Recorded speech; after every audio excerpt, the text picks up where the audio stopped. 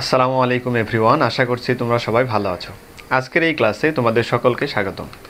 এই ক্লাসে আমি বলের দুইটা ইম্পর্টেন্ট টপিক, একটা হচ্ছে ভরবেগ আর হচ্ছে সংঘর্ষ, এই দুইটা টপিক নিয়ে আলোচনা করব।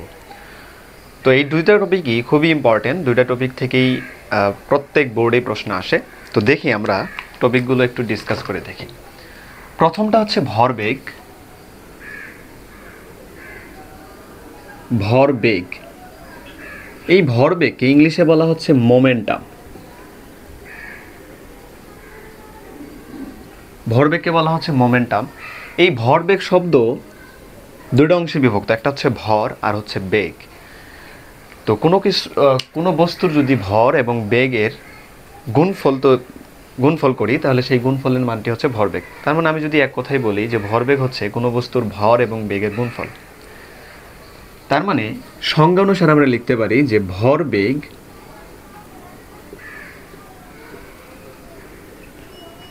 ভর গুণন বেগ। কোনো বস্তুর ভরবেগ হচ্ছে সেই বস্তুর ভর এবং বেগের গুণফল, অর্থাৎ কোনো বস্তুর ভর এবং বেগের গুণফলকে আমরা ভরবেগ বলি।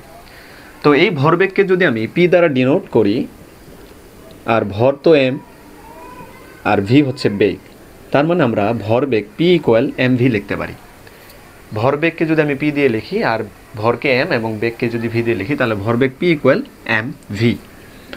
তো এখন যদি আমি বলি যে ভরবেগের একক, যদি আমি একক কল্পনা করি যে ভরবেগের একক কি হবে, ভরবেগের একক হবে কি, ভরের একক কি কেজি, আর বেগের একক কি মিটার পার সেকেন্ড। তার মানে ভরবেগের একক হবে কেজি মিটার পার সেকেন্ড। আমি যদি মাত্রা বলি যে ভরবেগের মাত্রাটা কেমন হবে, মাত্রা হবে কি কেজির মাত্রা কি মাস এম, আর হচ্ছে লেন্থ টি ইনভার্স 1। তার মানে আমরা বলতে পারি যে ভরবেগের মাত্রা হচ্ছে ml টি ইনভার্স 1। এখন কথা হচ্ছে যে ভরবেগ কী ধরনের রাশি, স্কেলার রাশি নাকি ভেক্টর রাশি? আমরা কিন্তু জানি যে ভর যেটাকে আমরা মাস বলতেছি এম, এই এম হচ্ছে কি একটা স্কেলার রাশি। ভর একটা স্কেলার রাশি। তারপরে আমরা বলতেছি যে বেগকে আমরা ভি দ্বারা প্রকাশ করি, এই বেগ হচ্ছে একটা ভেক্টর রাশি। ভেক্টর রাশি। তাহলে আমাদের ভরবেগ বা মোমেন্টাম, এই ভরবেগটা কি ধরনের রাশি হবে, কি ধরনের রাশি হবে? একটা স্কেলার রাশি আর একটা হচ্ছে ভেক্টর রাশি। স্কেলার রাশি এবং ভেক্টর রাশির গুণফল। তো এই ভরবেগটা হচ্ছে একটা ভেক্টর রাশি। ভরবেগ হচ্ছে একটা ভেক্টর রাশি। ভরবেগ ভেক্টর রাশি। ভেক্টর রাশি মানে কি? এই ভরবেগের একটা ডিরেকশন আছে, তার মানে ভরবেগের ক্ষেত্রে আমাকে মানের সাথে সাথে দিকটা বলে দিতে হবে। তো এখন যদি আমি বলি যে ভরবেগের সংজ্ঞানুসারে ভরবেগ হচ্ছে কোনো বস্তুর ভর এবং বেগের গুণফল, তাহলে কোনো বস্তু যদি ভর না থাকে তার কি ভরবেগ থাকবে? কি মনে হয়? কোনো বস্তুর ভর যদি নাও থাকে তাও কিন্তু তার ভরবেগ থাকতে পারে। এমনই একটা জিনিস আছে, এমনই একটা বস্তু আছে, সেটা হচ্ছে আলোর কণা।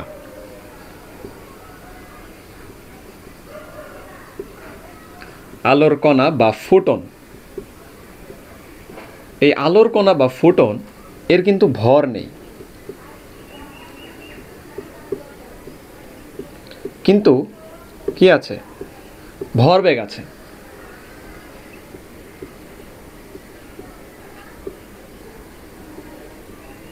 এই আলোর কণার কোনো ভর নাই, কিন্তু ভরবেগ আছে। ভর বলতে আমি বলতেছি যে ওর রেস্ট মাস, অর্থাৎ এই স্থির অবস্থায় আলোর বেগের বা আলোর কণার কোনো কিন্তু ভর নেই, এর কিন্তু কি আছে? ভরবেগ আছে।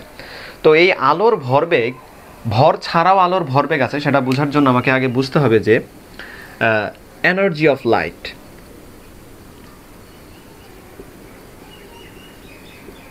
এনার্জি অফ লাইট কেন বললাম? আলোর শক্তি। এই আলোর শক্তির সাথে আলোর ভরবেগের একটা রিলেশন আছে। সেই রিলেশন থেকে আমরা কিন্তু ফোটনের ভর না থাকা সত্ত্বেও আমরা কিন্তু তার ভরবেগটা বের করতে পারি। কিভাবে? যেমন এনার্জির সূত্র যদি আমি বলি যে ই ইকুয়াল ভরবেগ মানে energy of light H new, বা এটাকে আমরা লিখতে পারি এইচ এফ, এইচ নিউ এটা। তো এই এইচ নিউ অথবা এইচ এফ, এই নিউ আর এফ, এই দুইটা দ্বারাই কিন্তু ফ্রিকোয়েন্সি অফ লাইট বোঝায়। ফ্রিকোয়েন্সি অফ লাইট, তার মানে আমি বলতে চাচ্ছি যে আলোর কম্পাঙ্ক। তার মানে আমি যদি লাইট অফ এনার্জি বের করি, সেখান থেকে কিন্তু আমি এই এইচটা হচ্ছে একটা প্লাঙ্ক কনস্ট্যান্ট, যেটার ভ্যালু কিন্তু ফিক্সড। এইচ হচ্ছে একটা প্লাঙ্ক কনস্ট্যান্ট, আর এই নিউ বা এফ হচ্ছে ফ্রিকোয়েন্সি অফ লাইট। তার মানে এই এনার্জির সাথে মিল রেখে আমি যদি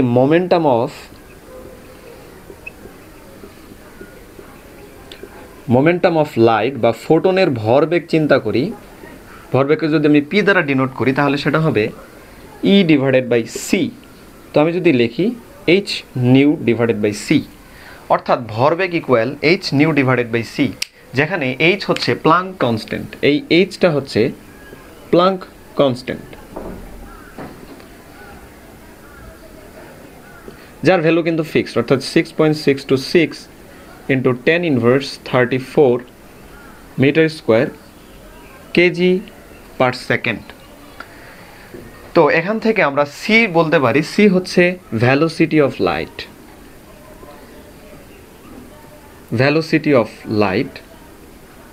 অর্থাৎ আলোর বেগ। আলোর বেগ কিন্তু আমরা জানি যে 3 × 10⁸ মিটার পার সেকেন্ড।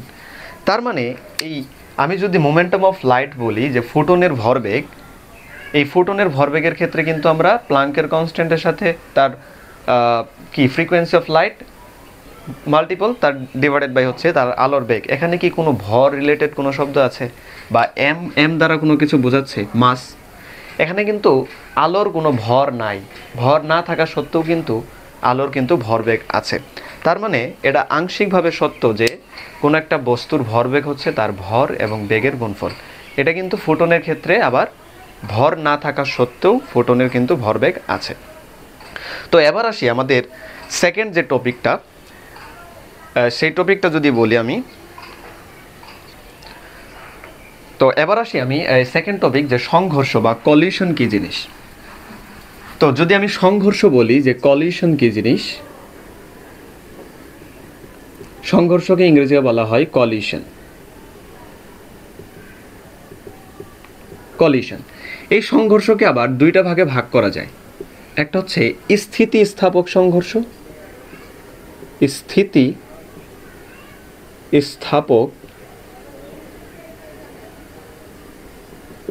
আর একটা হচ্ছে অস্থিতিস্থাপক সংঘর্ষ।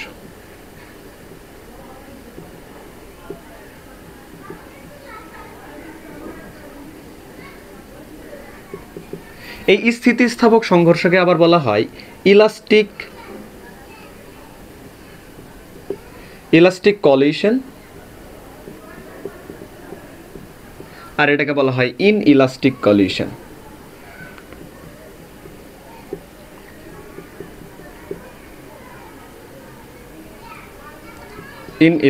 কলিশন। এই দুইটা জিনিসকে আলাদা করার রিজন হচ্ছে এই যে স্থিতিস্থাপক সংঘর্ষের ক্ষেত্রে ভরবেগের সংরক্ষণশীলতা এবং শক্তির সংরক্ষণশীলতা দুটা নীতি মেনে চলে। অর্থাৎ আদি ভরবেগ এবং শেষ ভরবেগের মানের কোনো পরিবর্তন হয় না।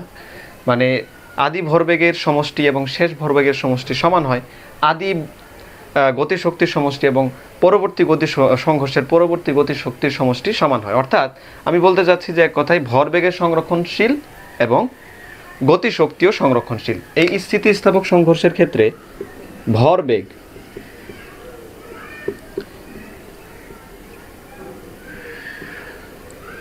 হচ্ছে সংরক্ষণশীল বা স্থিতিশীল।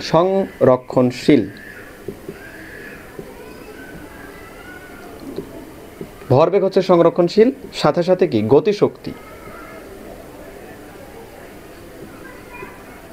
গতিশক্তিও সংরক্ষণশীল। কিন্তু এই অস্থিতিস্থাপক সংঘর্ষের ক্ষেত্রে শুধুমাত্র ভরবেগ সংরক্ষণশীল,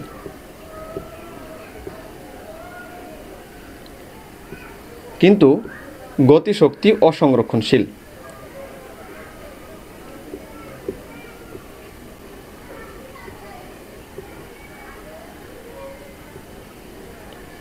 গতিশক্তি হচ্ছে অসংরক্ষণশীল। আমরা প্রথমে একটু স্থিতিস্থাপক সংঘর্ষের কথাই বলি যে স্থিতিস্থাপক সংঘর্ষের ক্ষেত্রে আমি যদি বলি যে দুইটা বস্তু, M1 ভরের একটা বস্তু আর হচ্ছে m2 ভরের আরেকটা বস্তু। এই বস্তুটার বেগ হচ্ছে u1, এটাও ডিরেকশন এই দিকে, আর এই বস্তুটার বেগ হচ্ছে u2, সেম ডিরেকশনে দুইটা বস্তু গতিশীল। এখন যদি আমি এই দুইটা বস্তুর মধ্যে সংঘর্ষ ঘটাতে চাই তাহলে অবশ্যই এদের বেগের ডিফারেন্স হইতে হবে। যদি আমি কন্ডিশন বলি যে u1 is greater than u2, অর্থাৎ প্রথম বস্তুর আদিবেগ শেষ বস্তুর পরের বস্তুর আদিবেগের থেকে বেশি হইলেই তো এই বস্তুটা জুড়ে যায় এই বস্তুকে ধাক্কা দিবে, তাহলে তো সংঘর্ষটা হবে। যদি আমি তাহলে সংঘর্ষ ঘটার পরে কি হবে? সংঘর্ষ ঘটার পর এটা হচ্ছে m1 আর এটা হচ্ছে m2 বস্তু। সংঘর্ষ ঘটার পর দুইটা বস্তুর বেগের পরিবর্তন হবে। একটা হচ্ছে v1 দ্বারা আমি শেষ বেগ ডিনোট করলাম প্রথম বস্তুর ক্ষেত্রে, আর পরের বস্তু হচ্ছে v2। তার মানে কি, দুইটি বস্তু সংঘর্ষের আগে এবং পরের অবস্থা, সংঘর্ষের পরে তাদের ভরবেগের ইন্টারচেঞ্জ হয়। মানে ইন্টারচেঞ্জ বলতে আমি বলতে যে এক্সচেঞ্জ, ভরবেগের পরিবর্তন হয়। তো ভরবেগের পরিবর্তন হলে মাস তো কনস্ট্যান্ট, মানে বস্তুর ভর তো চেঞ্জ হয় না, শুধুমাত্র বেগের পরিবর্তন হয়। তো আমি যদি বলি যে মোমেন্টাম অফ ইনিশিয়াল, মানে পূর্বের অবস্থায় অর্থাৎ সংঘর্ষের আগে বস্তু দুইটার ভরবেগের সমষ্টি কত? m1 u1 plus m2 u2, অর্থাৎ প্রথম বস্তুর ভরবেগ প্লাস দ্বিতীয় বস্তুর ভরবেগ।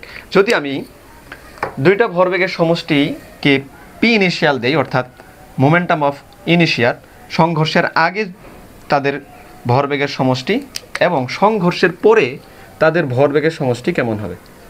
সংঘর্ষের পরে আমি যদি এফ ফাইনাল দেই তাহলে হবে m1 v1 plus m2 v2, সংঘর্ষের পরের বস্তু দুইটার ভরবেগের সমষ্টি।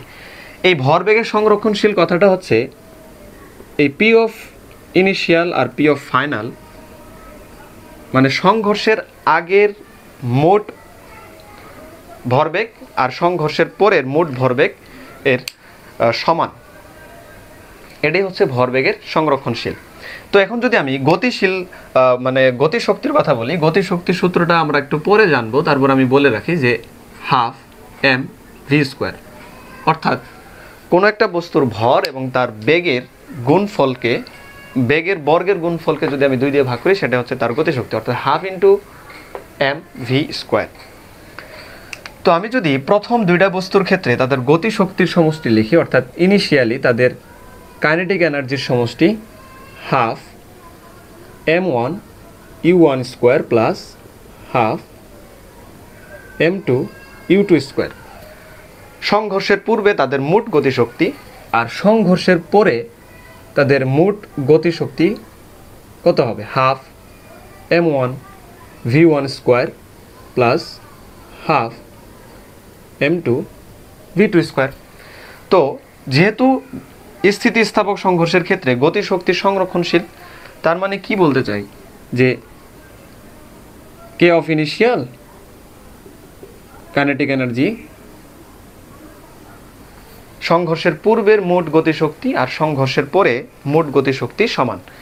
তো এখান থেকে আমরা দুইটা ইকুয়েশন লিখতে পারি যে m1 u1 plus m2 u2 equal m1 v1 plus m2 v2।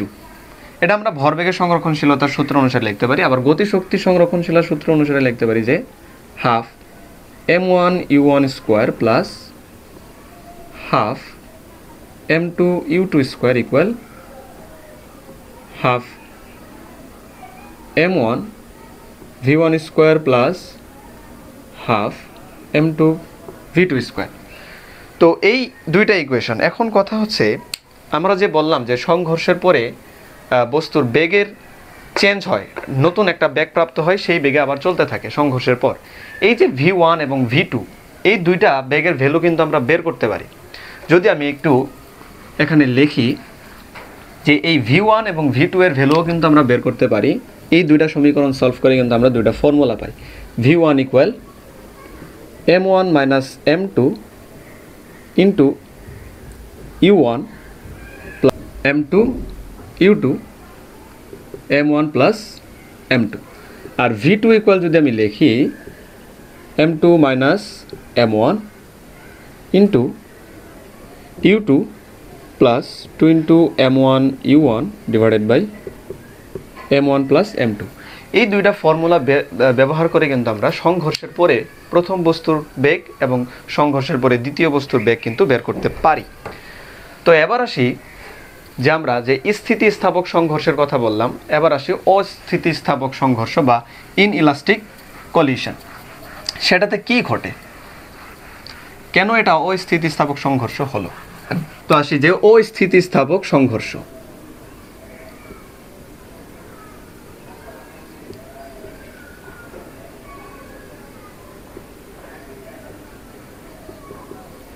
এটাকে বলা হয় ইনইলাস্টিক কলিশন। তো ইনইলাস্টিক কলিশনের মধ্যে আমরা বললাম যে ভরবেগ সংরক্ষণশীল কিন্তু গতিশক্তি অসংরক্ষণশীল। তো আমি যদি বলি যে কেন এরকম হয়, দুটা বস্তু m1 ভরের একটা বস্তু, এটার u1 বেগে চলছে, আর আরেকটা হচ্ছে m2 ভরের বস্তু যেটার বেগ হচ্ছে u2।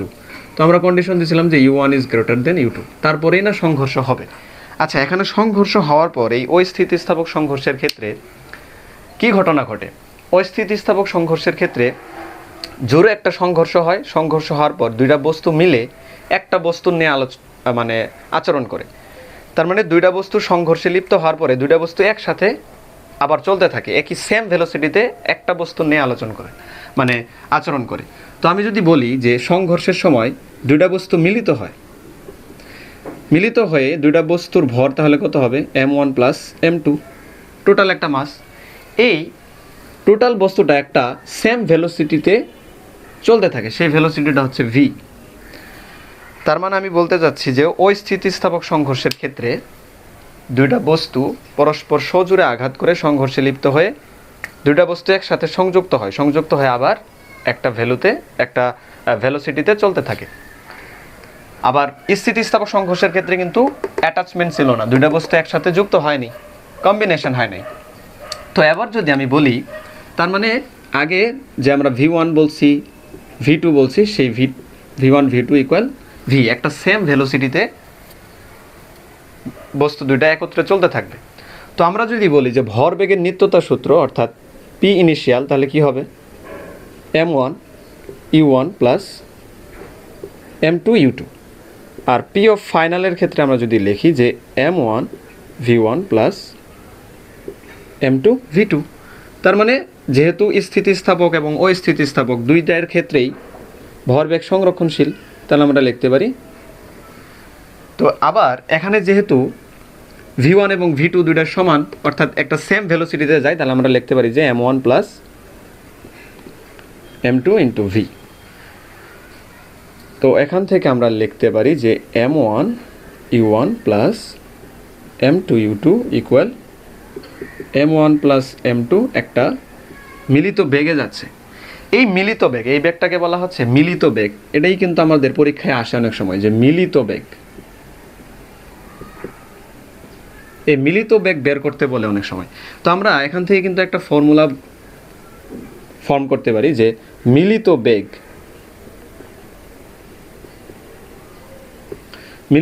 v ইকুয়াল, আমরা লিখি যে m1 u1 plus m2 u2 divided by m1 plus m2। এটা কিন্তু মিলিত বেগের ফর্মুলা। এই মিলিত বেগের ফর্মুলাটা কিভাবে আসে? এই অস্থিতিস্থাপক সংঘর্ষের ফলে এই মিলিত বেগটা আমরা পাই। তো এবার যদি আমি গতিশক্তির ক্ষেত্রে বলি যে ইকে ইনিশিয়াল কি আসে? Half m1 u1 square plus half m2 u2 square. আর যদি আমি সংঘর্ষের পরে গতিশক্তি কল্পনা করি, তাহলে আসবে কি? Half m1 plus m2 into v square. এখন কথা হচ্ছে, কেন স্থিতিস্থাপক বা অস্থিতিস্থাপক সংঘর্ষের ক্ষেত্রে গতিশক্তির সংরক্ষণশীলতা মেনে চলে না? আমি প্রথমেই বলছিলাম যে সজোরে একটা ধাক্কা লাগে, সংঘর্ষ হয়, সংঘর্ষ হওয়ার পরে কি হয়? এখানে একটা সাউন্ড প্রডিউস হয়, তারপরে হিট প্রডিউস হয়। যদি সাউন্ড প্রডিউস হয় আর হিট প্রডিউস হয়, তাহলে কিছু এনার্জি লস হবে না? মানে আমার যদি শব্দ এবং তাপ উৎপন্ন হয়, এই শব্দ এবং তাপ উৎপন্ন হওয়ার জন্য যে এনার্জিটা পাই সেটা কোত্থেকে পাই? এই যে বস্তুর আদি গতিশক্তি ছিল, আদি গতিশক্তি, এই আদি গতিশক্তি থেকে কিছু অংশ ব্যয় হয় শব্দ এবং তাপ উৎপন্নের জন্য। তার মানে আমরা কন্ডিশন লিখতে পারি যে ইকাই নট ইকুয়াল ইকে এফ, অর্থাৎ অবভিয়াসলি যে পূর্বের গতিশক্তির সমষ্টি পরের গতিশক্তি থেকে বেশি হবে। বেশি হয় বলেই তো সমান না, কারণ কিছু শক্তি কি হয়, লস হয়ে যায় শব্দ এবং তাপ উৎপন্ন করতে। তো এই ছিল আমাদের ভরবেগ সংঘর্ষ এবং ভরবেগ এবং শক্তির সংরক্ষণশীলতার নীতি। এখান থেকে কিন্তু বোর্ডে অনেক সময় অনেকভাবে প্রশ্ন আসতে পারে যে এখানে স্থিতিস্থাপক সংঘর্ষ হয়েছে, তাহলে এখানে শক্তির সংরক্ষণশীলতা মেনে চলবে কিনা। আমরা কিন্তু অনেকভাবে ম্যাথগুলা করতে পারি। তো এটাই ছিল আজকে আলোচনা। তো আজকে এই পর্যন্তই। সবাই ভালো থাকো, সুস্থ থাকো। আল্লাহ হাফেজ।